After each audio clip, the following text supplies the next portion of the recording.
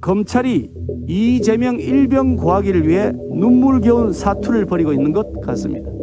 범죄 은폐를 위한 공작하는 검찰은 살다 처음 봤습니다.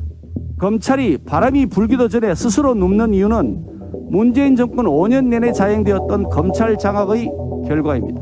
국민들은 이런 검찰로는 대장동 몸통 규명은 물론이고 좀도둑 한 명 잡을 수 없다고 분노하고 있습니다. 성남시와 경기도에서 저질러졌던 아수라 제왕의 비리가 끝도 없이 드러나고 있습니다. 꼬리가 길어도 너무 길어서 저절로 밟히고 있습니다. 대장동 게이트는 물론이고 백현동 개발 비리 의혹, 조폭 연루 의혹, 재판 거래 의혹, 변호사비 대납 의혹 등에 대하여 그 정점에 있는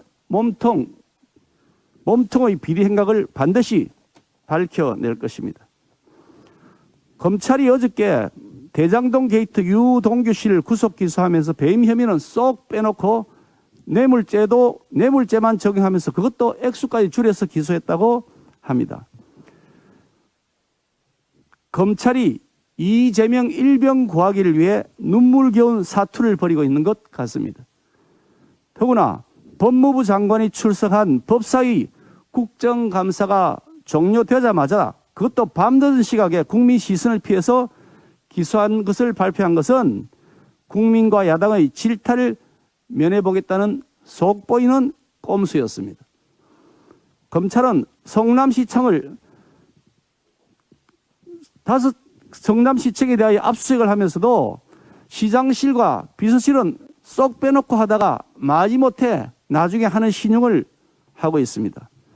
아직까지도 경기도지사의 집무실과 이재명의 측근 중 측근으로 분류되는 정진상, 김현지 등 핵심 관계자에 대한 휴대폰 압수수색조차 하지 않고 있습니다.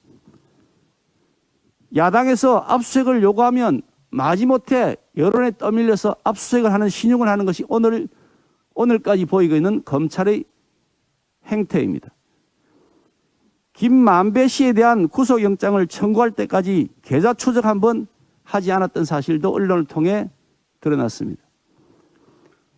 애당초 몸통 규명 의지는 없었고 여론에 등 떠밀려 마지못해 수사를 하는 척 신용을 했지만 이 검찰의 수사는 범죄 밝히기를 위한 수사를 하는 것이 아니라 범죄 은폐를 위한 공작을 하는 것이라고 볼 수밖에 없습니다. 범죄 은폐를 위한 공작하는 검찰은 살다 처음 봤습니다.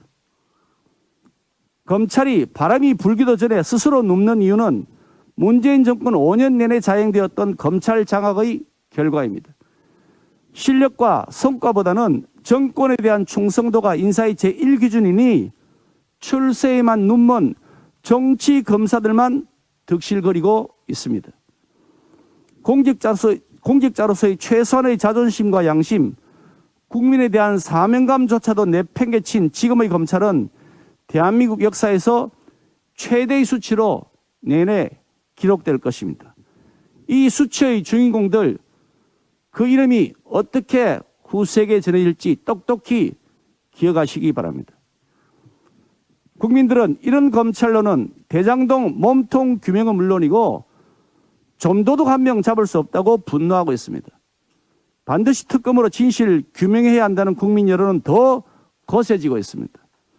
우리 국민의힘은 국민과 함께 대장동 이재명 게이트 특검을 끝까지 관철시키도록 싸워 나갈 것입니다. 이상입니다.